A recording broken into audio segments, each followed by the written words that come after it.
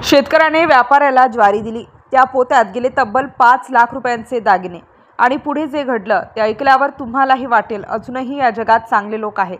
हो, गाव म्हसोबाची वाडी, तालुका वाशी, जिल्हा धाराशिव येथील ही घटना। इथे राहतात लक्ष्मण भानुदास कात्रे, एक साधा प्रामाणिक आणि मेहनती शेतकरी। आयुष्यभर कष्ट करून त्यांनी एक एक रुपया साठवला आणि आपल्या घरासाठी, लेकरा बाळांसाठी, बायकोच्या गळ्यातील मानाच्या मंगळसूत्रासाठी सोनं घेतलं। ते सगळं सोनं एका स्टीलच्या डब्यात नीट ठेवलेलं होतं आणि तो डबा सुरक्षित राहावा म्हणून त्यांनी ज्वारीच्या पोत्यात ठेवून दिला होता। पण त्यांना कल्पनाही नव्हती की हा निर्णय त्यांच्या आयुष्याचा सर्वात मोठा धक्का ठरणार आहे। दिवाळी जवळ आली होती, घरात सणाची लगबग, बाजारात गर्दी आणि सगळीकडे आनंदाचे वातावरण। त्याचवेळी कात्रे यांना पैशांची गरज भासली। मग त्यांनी 3 पोती ज्वारी विकण्यासाठी बार्शीच्या कृषी उत्पन्न बाजार समितीकडे नेली। हनुमान लीला ट्रेडिंग कंपनी, अमोल ज्ञानदेव कानकात्रे यांचं दुकान।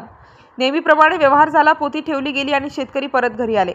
सगळं अगदी नेहमीसारखं, पण त्या पोत्यापैकी एका पोत्यात कात्रेंचं आयुष्यभराचं सोनं होतं। दुसऱ्या दिवशी सकाळी अमोल कानकात्रे आपल्या दुकानात पोती उघडत होते। त्यांच्यासोबत त्यांचा मुनीम रवींद्र गादेकर। ज्वारीच्या पोत्यांची पलटी करताना त्यांना काहीतरी कडक वस्तू जाणवली। हे काय आहे असा विचार करत त्यांनी हात घालून बघितला आणि बाहेर आलं एक स्टीलचा डब्बा। सगळे थोडे गोंधळले, कोण ठेवतं ज्वारी सोबत असा डब्बा? डब्बा उघडला गेला आणि पुढच्याच क्षणी त्यांच्या डोळ्यासमोर सोन्याचा तेजाळ प्रकाश पडला। त्यात होतं मंगळसूत्र, गंठण, कानातले, तब्बल 4 तोळ्यांचे सोने, सुमारे 5 लाख रुपयांची किंमत। क्षणभरासाठी सगळे शांत झाले।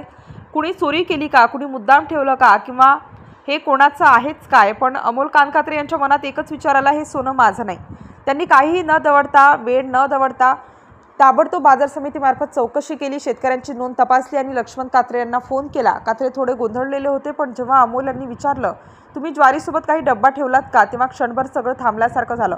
कात्रेंनी डोकं हातात घेतलं आणि रडूच कोसळलं, हो, माझं सोनं, माझं सगळं त्या पोत्यातच राहिलं होतं।